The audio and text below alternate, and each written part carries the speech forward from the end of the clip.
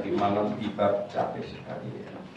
Gara-gara sebenarnya tiba di airport itu sekitar jam 5 lewat. Tapi ditunggu-tunggu barang kita satu tidak keluar gitu loh. Akhirnya sudah paling terakhir masih komplain ke kantornya lah, kemana lah, aduh capeknya. Jalan itu sepanjang dari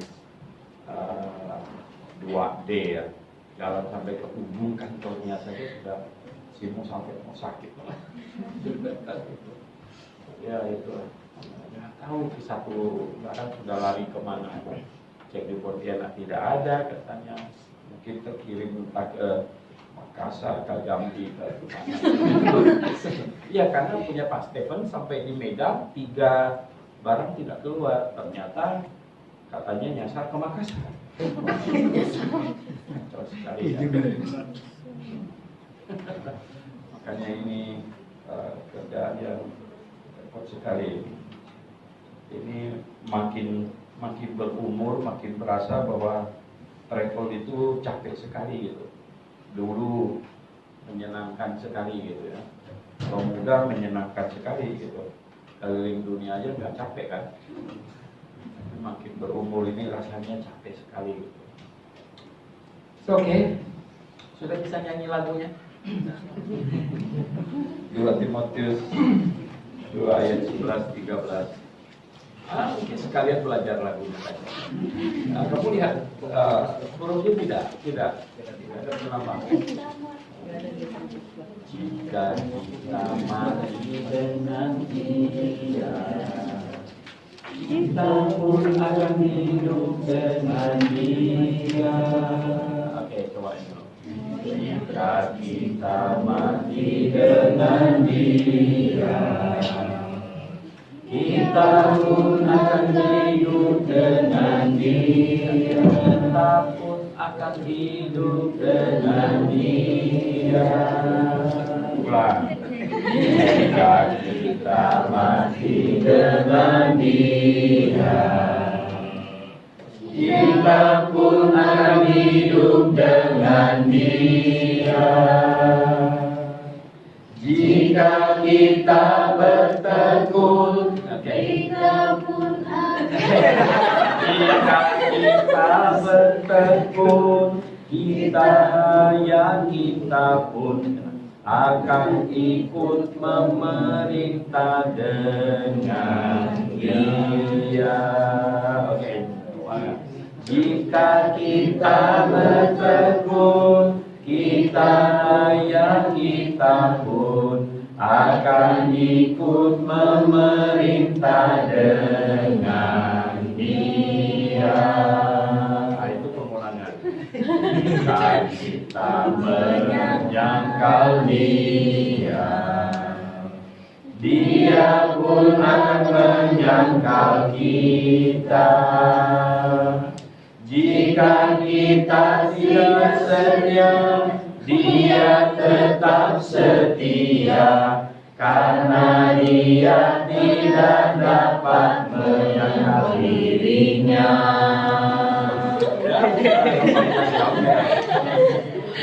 1, 2, 3. Jika kita mati dengan Dia, kita pun akan hidup dengan Dia. Jika kita bertekun, kita pun akan ikut memerintah dengan Dia. Jika kita menyangkal Dia, Dia pun akan menyangkal kita.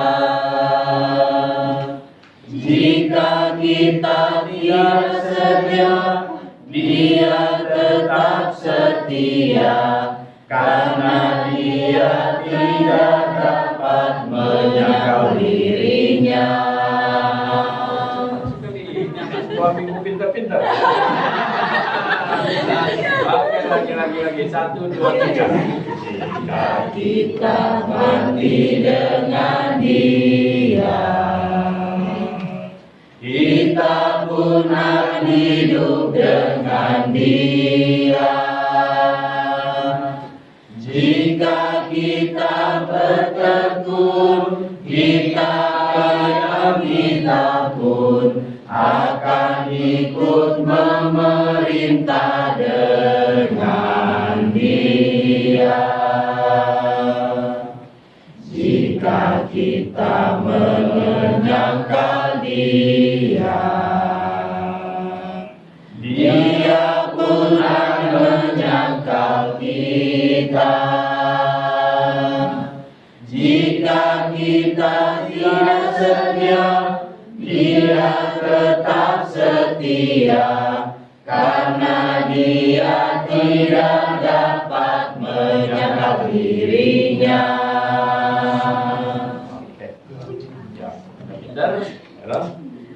Jadi ini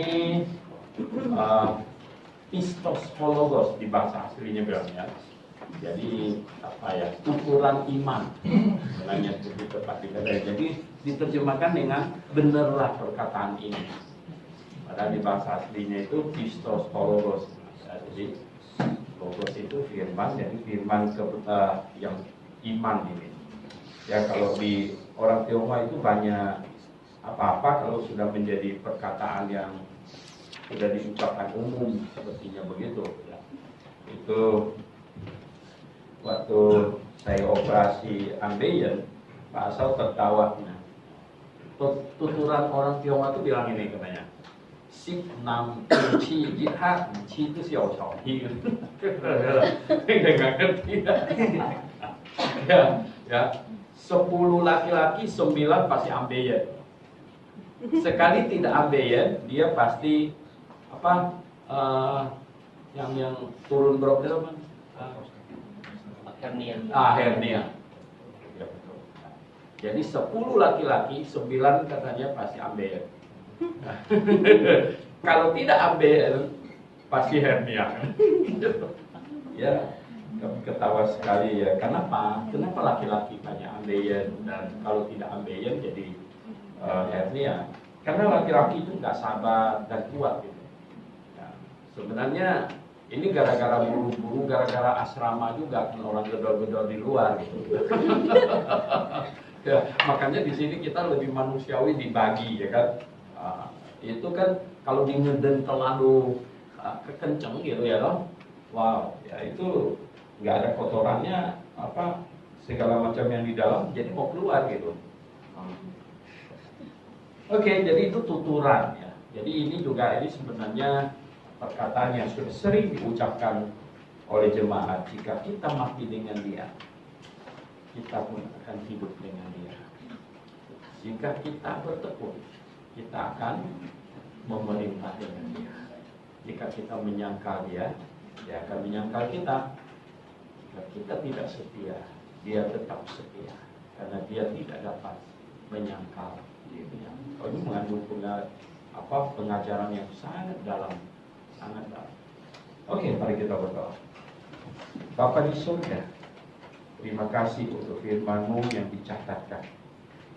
Kalau disampaikan secara lisan, melewati 50 lebih generasi sampai kami ini Tuhan, pastilah sudah berubah banyak. Pastilah sudah tidak tepat. Tapi kami bersyukur karena dicatatkan. Sehingga kami hari ini bisa mengimani seperti yang diimani oleh para rasul yang mereka turunkan kepada kami. Puji hormat Bapa Surgawi, kami sungguh sangat bersyukur dan kami sangat menikmatinya dan sangat memegangnya Tuhan, karena kami tahu di dalamnya ada upah yang Engkau sediakan. Kami berdoa dalam nama Tuhan Yesus Kristus.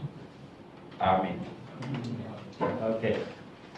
Ya, jadi kita masih, jika kita bertekun, kita pun akan ikut memerintah dengan Dia. Ya, kalau kita bicara bertekun, ini orang muda paling sulit untuk bertekun. Kenapa? Karena orang muda itu bosan.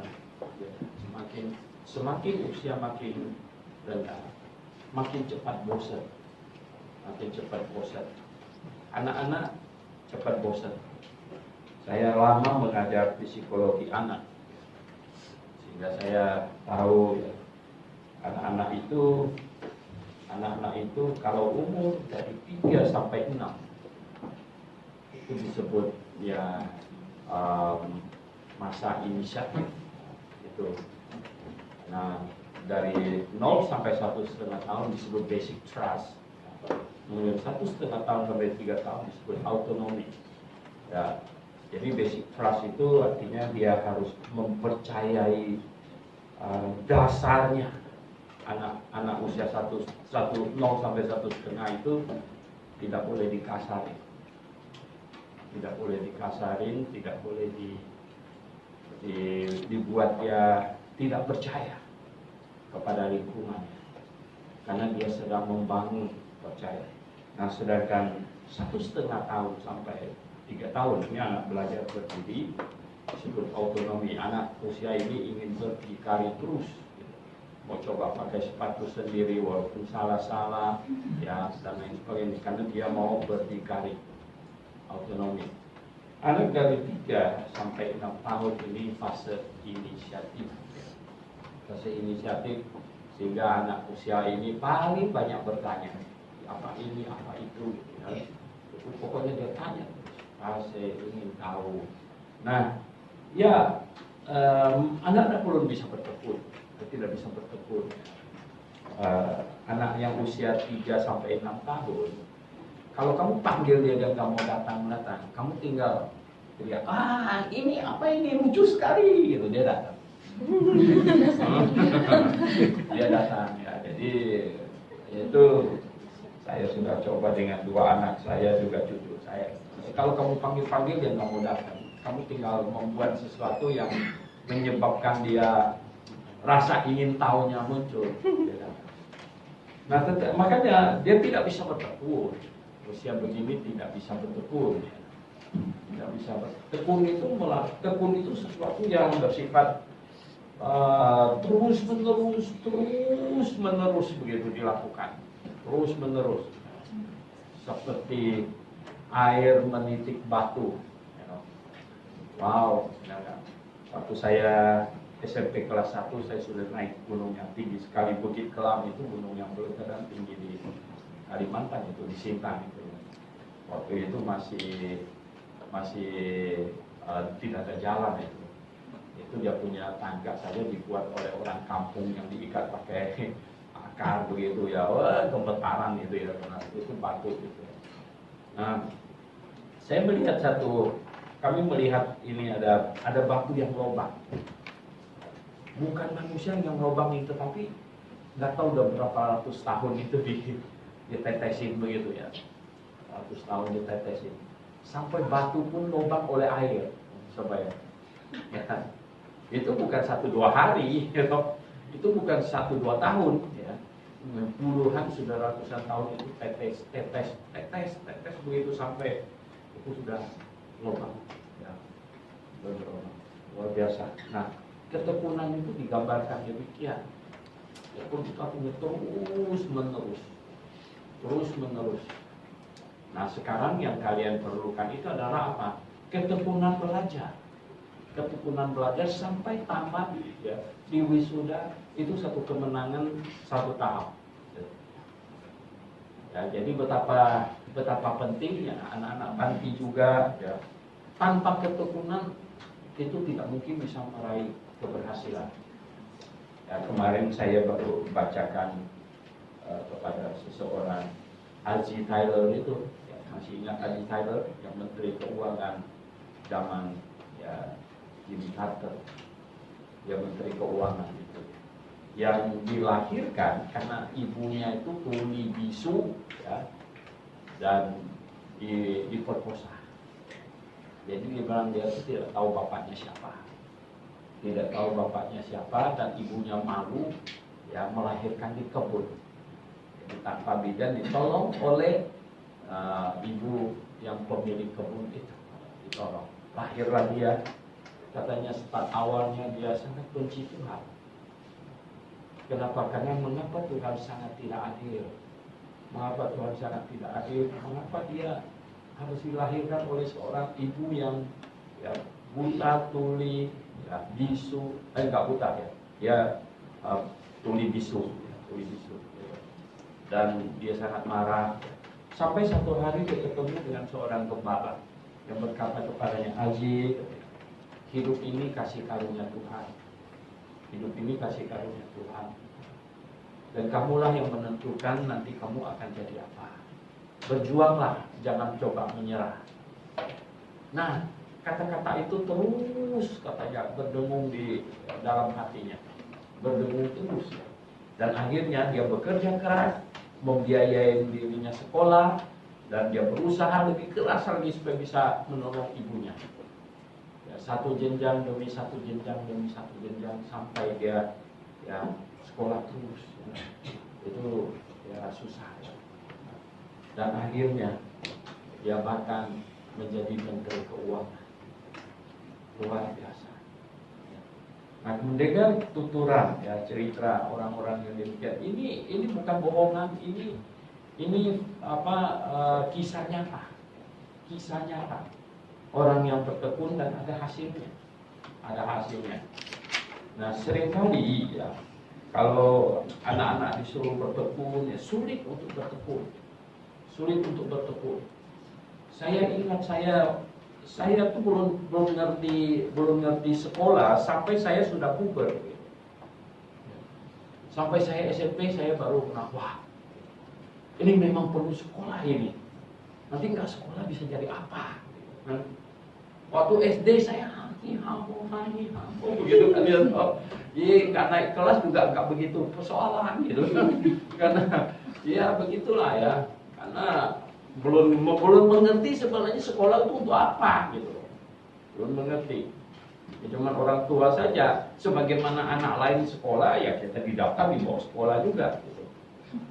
Jadi bukan karena kita tahu mengapa sekolah atau SMP. Makanya saya ya selain saya dari SD kelas 3, 4 itu di sekolah yang ya lucu zaman itu di Nangalebang. Itu sih sebenarnya atas pertolongan. Ada satu bapak yang lebih pintar dari yang lain, ya, Pak Matius itu, dia guru ngajar dari kelas 1 sampai kelas 4. Dia nggak sanggup ngajar kelas 5. Ngajar kelas 1 sampai kelas 4. Jadi kita masuk ini. Ayo, yang kelas 2, 3, 4 diam. Ya, jadi dia ngajar kelas 1. Habis itu yang kelas 1 keluar main. Nah, ngajar kelas 2. Jadi saya sekolah di situ sampai kelas 4. Kamu bisa bayangkan. Setengah tambah setengah tidak tahu satu. Sampai saya sempat berpikir apa sih memang bodoh sekali atau apa yang terjadi gitu. Karena waktu saya kelas 5 harus pergi ke Sintang, dari Nangalebang saya pergi ke Sintang, makanya tinggal sama Ibu Ros. Ya, mereka ya kakek saya, nenek dari kalau mereka di Sintang naik kelas 5 karena Pak Matius ini nggak bisa ngajar lagi katanya. Ya, dia satu orang bisa ngajar seluruh SD bagaimana ya kan? Ya, saya turun ke Sintang ikut ya kakek nenek saya, Ibu Ros, mereka. Waduh, saya baru namanya belajar itu kok begitu ya? Bukannya kita itu cuma belajar sejam kira-kira gitu. Atau kelas 4. Sekarang kok full gitu kan? Mumet sekali gitu. Sehingga saya tidak mengerti ya. 1/2 tambah 1/2. Guru penjelaskan juga 1/2. Ini penyebut, ini pembilang, bingung semuanya. Saya kalau lihat buku rapor saya ketawa ya toh. Naik kelas 5, naik kelas 6 naik pencobaan.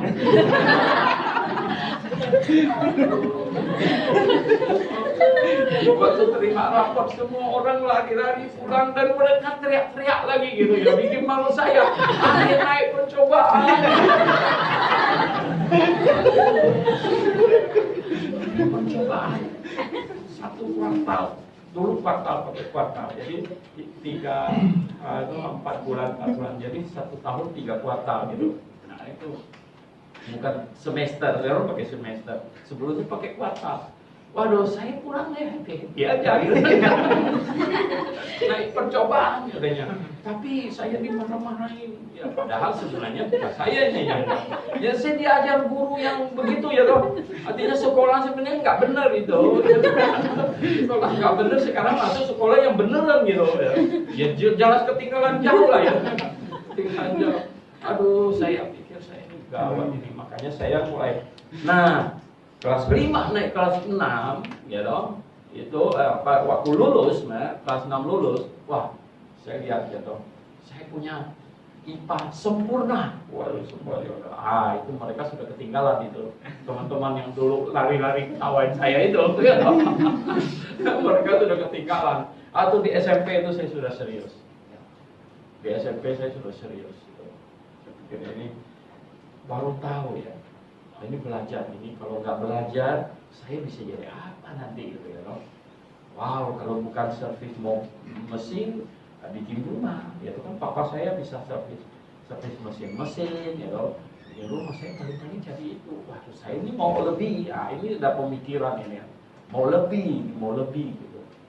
Ya, saya sebenarnya sangat mencintai mesin gitu ya, sangat mencintai mesin.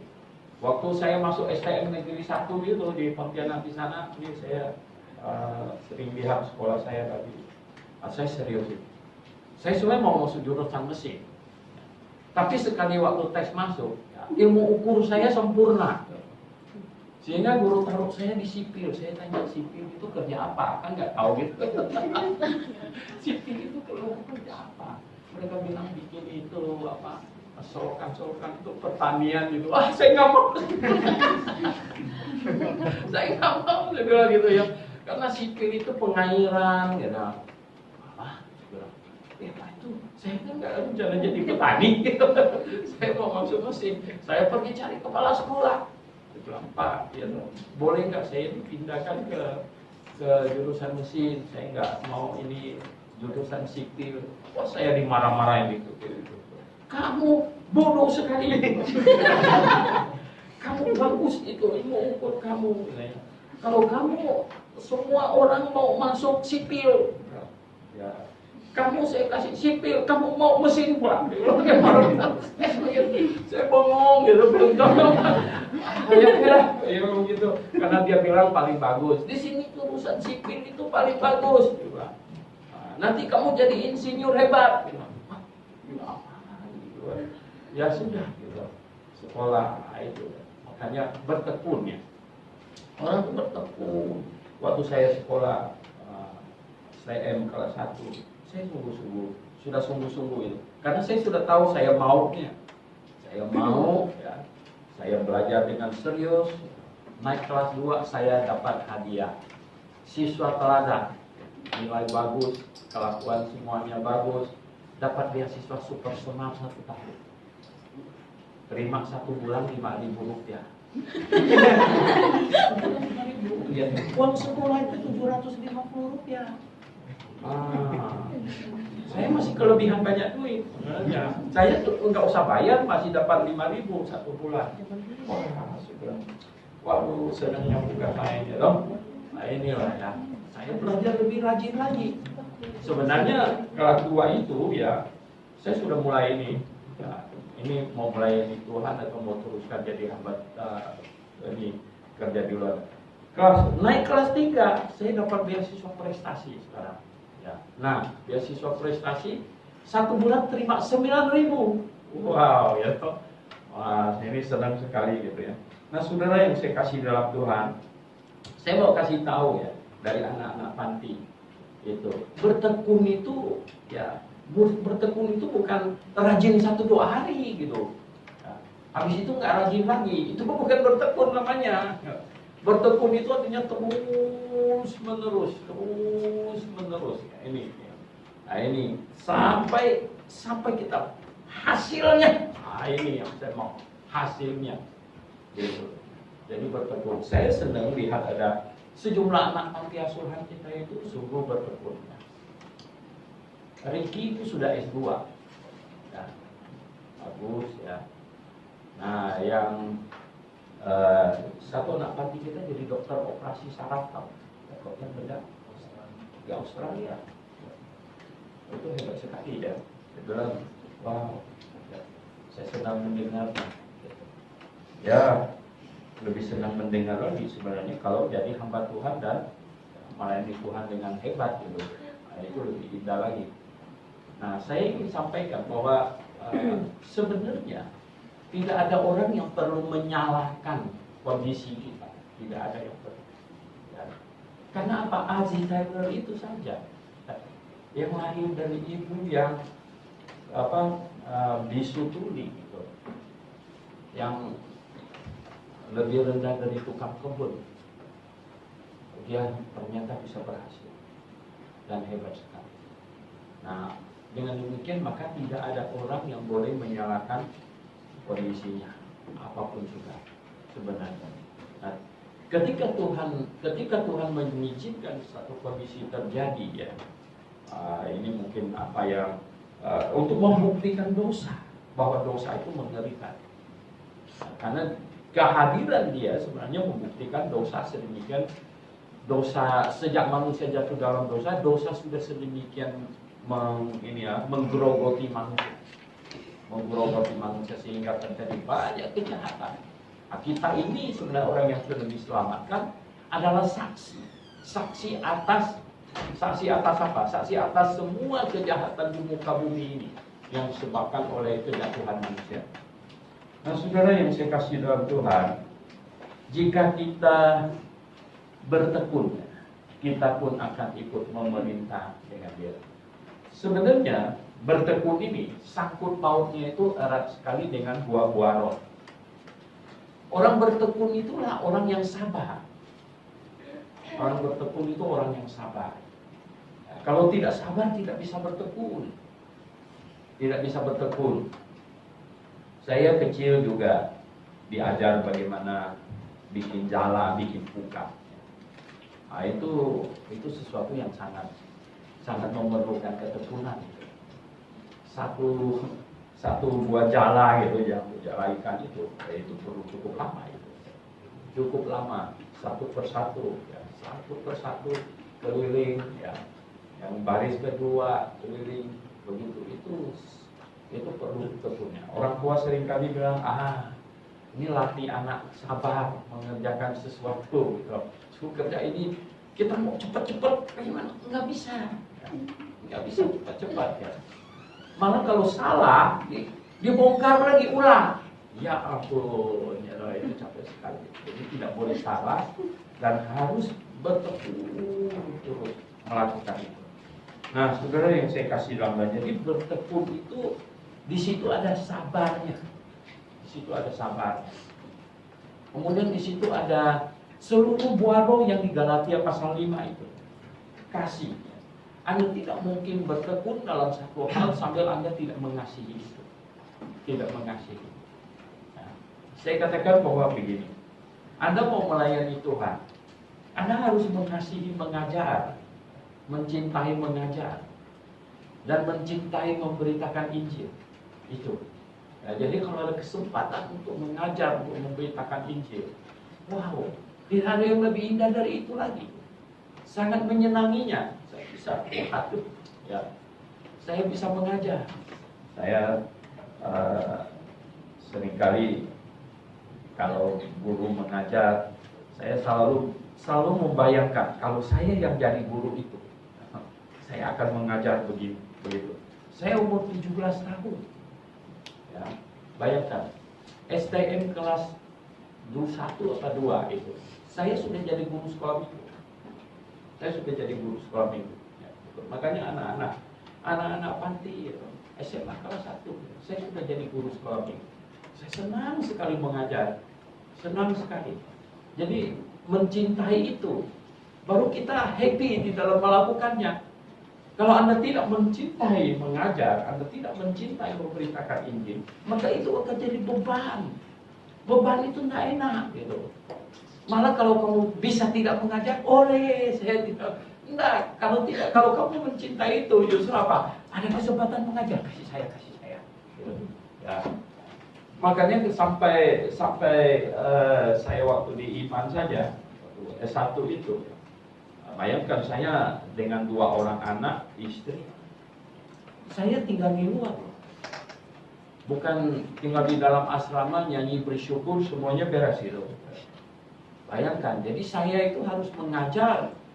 Saya datang kepada Ibu Deborah yang barusan meninggal beberapa tahun yang lalu. Saya minta tolong saya supaya bisa dapat pekerjaan. Saya bilang, karena saya punya istri anak tuh, sebelah mereka perlu makan. Dia bukan carikan sponsor untuk saya, tidak. Dia carikan saya kerjaan. Jadi saya mengajar di SD Anugerah, namanya di Jalan Kartini Raya itu ada SD Anugerah. Saya mengajar di situ 1 tahun lebih. Saya mengajar apa? Pelajaran agama. Pelajaran agama semuanya di set up hari Sabtu. Jadi dari hari Sabtu, kelas 1-nya itu ada kelas 1 A, B, C, D. Kelas 2-nya ada A, B, C, D. Jadi saya mengajar agama dari jam 7 pagi sampai kira-kira jam 5 sore. Dari satu kelas keluar ke kelas yang lain, keluar ke kelas yang lain, keluar ke kelas yang lain. Saya mengajar dengan penuh sukacita dan senang sekali. Senang sekali mengajar. Sampai anak kelas 6 SD jatuh cinta sama saya. Kamu bisa bayangkan, kenapa saya tahu dia jatuh cinta sama saya? Waktu kami jalan-jalan, saya bawa mereka jalan-jalan, saya bawa ibu sama Stephen Endu. Dia marah nggak mau ngomong.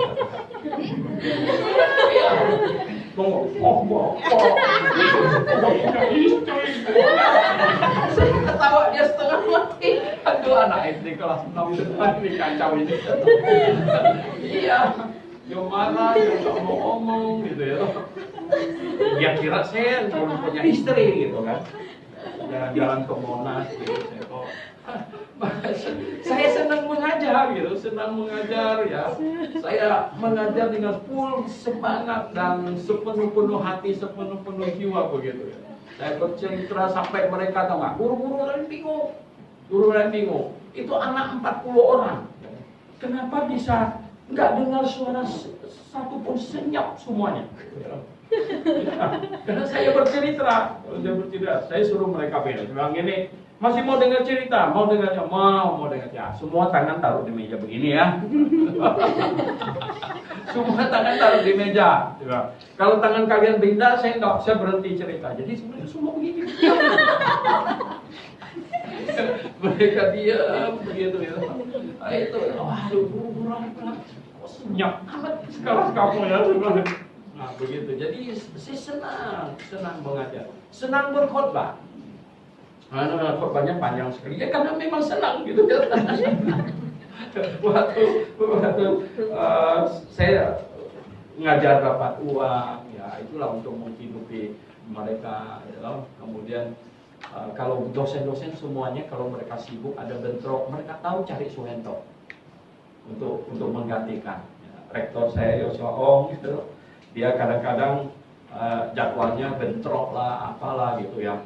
Mereka tahu Suhento nih, telepon saya. Suhento, bisa nggak kamu itu? Saya mestinya khotbah di sini, tapi sekarang kami mau rapat. Kamu pergi ke situ.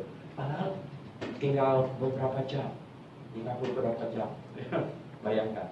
Biasa dulu tuh hari Jumat itu banyak perusahaan bikin kebaktian ya, di kampus-kampus juga hari Jumat gitu. Nah, saya Jumat jam 10 begitu kan. Saya bilang jam berapa mesti khotbah? Itu acaranya mulai jam 11.30. Oke, saya pergi. Makanya saya sudah tahu gitu. Saya mesti siap satu khotbah. Yang anytime ya toh. Kalaupun khotbahnya pingsan, saya pasti bisa naiknya gitu. Iya, kalaupun khotbahnya pingsan, saya pasti naiknya gitu ya. Nah, ini jadi senang, sukacita. Ya, Anda tidak bisa bertekun di dalam satu hal kalau Anda tidak menyukainya gitu. Itu akan sangat menyakitkan, sangat membosankan gitu. Tapi maka itu saya ingin ajar Anda semuanya sini. Ya, Anda harus menyukai itu. Menikmatinya sedemikian rupa. Kalau Anda menyukainya, wow, tidak berasa. Ya, tidak berasa. Karena suka gitu, karena suka. Nah, ketika saya melanjutkan studi di Amerika, tiap-tiap hal baru yang dinyatakan saya berseru di dalam hati saya. Oh Tuhan, puji Tuhan ya. Dulu saya mumet mikirkan satu ini kenapa begini. Dan sekarang saya jadi terbuka, saya jadi tahu, oh ya toh, bagaimana dari kecil saya berpikir ya, dari remaja saya berpikir bagaimana Yesus di dalam perut ikan 3 hari 3 malam. Kalau matinya Jumat, ya Jumat mati, masuk ke dalam kubur 1 malam 2 malam, terus Sabtu 1 hari, Sabtu malam 2 malam, terus Minggu pagi katanya bangkit, udah 3 hari 3 malam. Siapa sih cara hitungnya macam begini gitu ya? Ya, kenapa bisa begitu ya? Nah, sampai di Amerika, tahu nggak? Kok hari Jumat Agungnya di sana kok sepi, nggak ada acara kebaktian, mereka tahu nggak coba? Why we have no any service or anything? This is Good Friday, isn't it?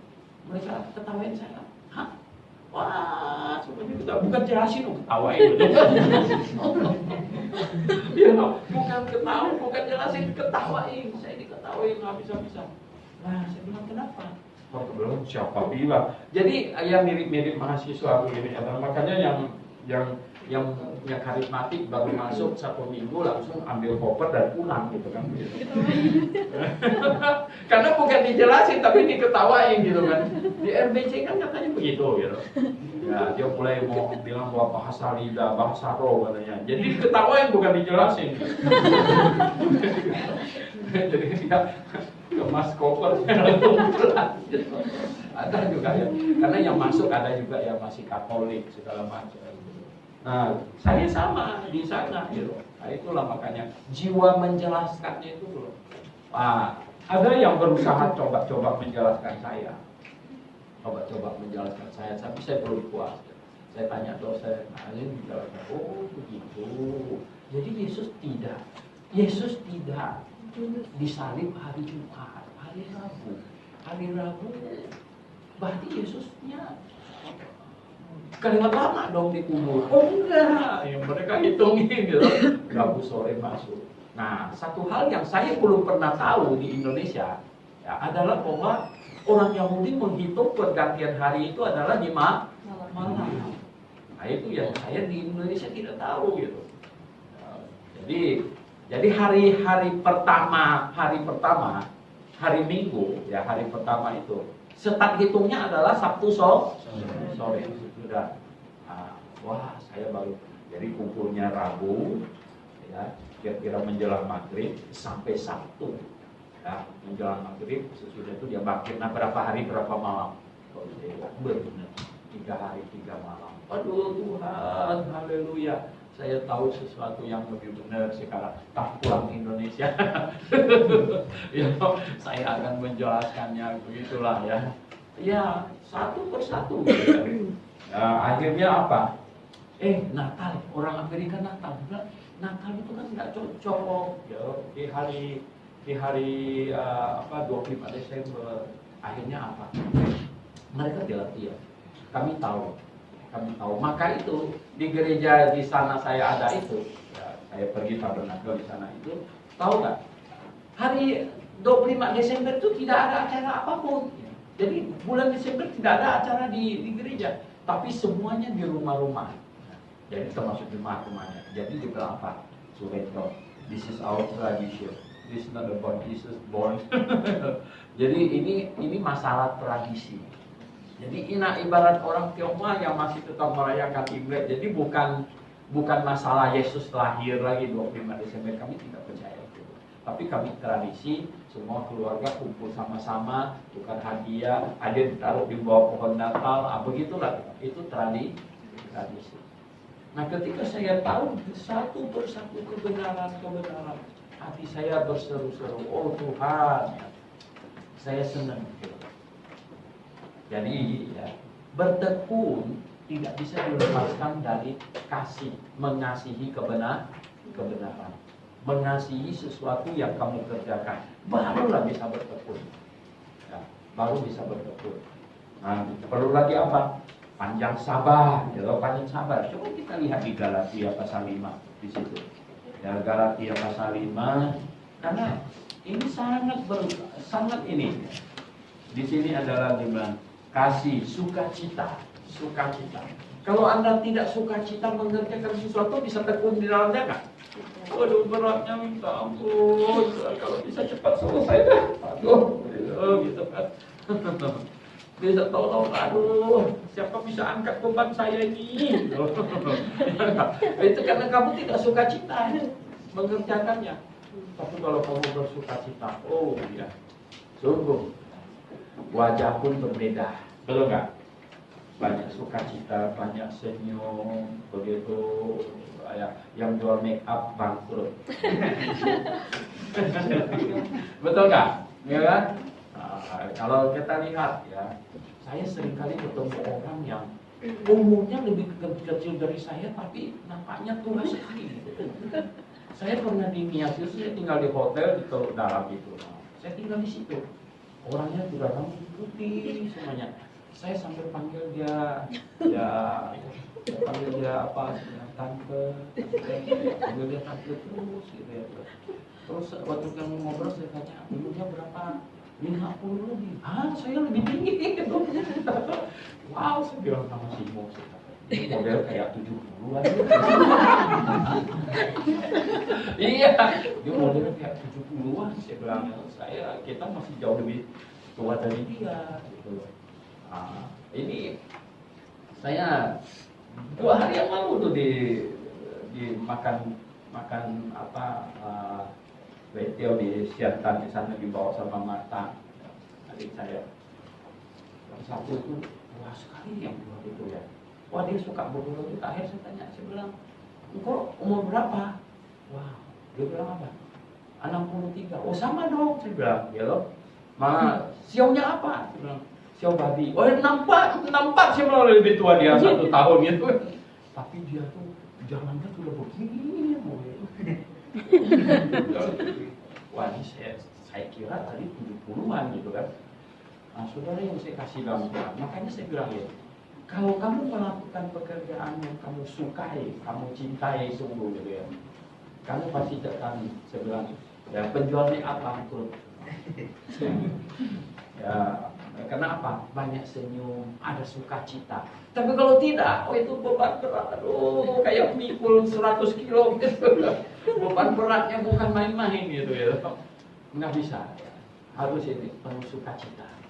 Penuh sukacita. Ya. Wow, ya kita punya lagu yang indah-indah, sungguh, ya. Sungguh lagu kita tak habis-habisnya kita nyanyikan. Ada sukacita, damai sejahtera. Tanpa damai sejahtera kau tak bisa bertekun. Damai sejahtera, terus apa lagi? Kesabaran. Ini faktor paling utama dalam bertekun ini. Sabar. Sabar. Wow. Beberapa waktu yang lalu, mungkin belum sebulan, saya suka nonton yang jalan-jalan itu. Jadi ada satu orang Inggris yang bawa jalan-jalan itu.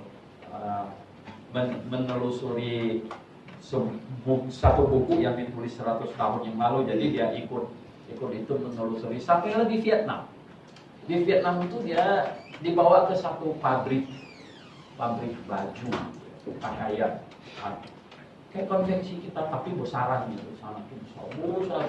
Jadi ada satu ibu itu dia tiap hari ya, mau bisa bayangkan, tiap hari.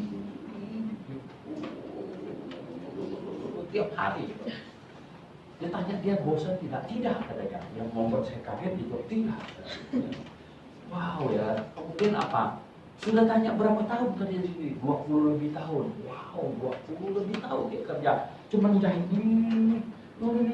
begitu loh, 20 tahun ya. Yang lebih mengagetkan saya lagi, ketika ditanya sama yang jalan-jalan yang bawa itu juga, anak-anaknya tuh sudah, anaknya sudah sekolah. Nanti kalau anaknya kerja apa? Kerja di sini kira-kira. Wah. Dia mau anaknya kerja di situ jadi tukang jahit kayak dia gitu loh. Waduh, saya tertegun. Ya ada sih mau ikut nonton juga. Ya mungkin nanti terserah anaknya sih mobil. Mungkin anaknya nggak mau ikut. Jadi tukang jahit lagi di situ begitu kan. Tapi luar biasa. Ternyata apa? Ya, Dia mencintai pekerjaannya kan, makanya dia tidak bosan karena dia mencintai itu. Sabar nggak dia? Sabar gitu. Ya, luar biasa sekali. Nah, kesabaran, kemurahan, ini kemurahan, murah hati, kebaikan, kesetiaan, kelemah lembutan, penguasaan diri. 9 buah roh. Ini ada di mana? Ya, 5 ayat 2. Ya, bukan itu. Itu diukir di mana ini? Dia BBC.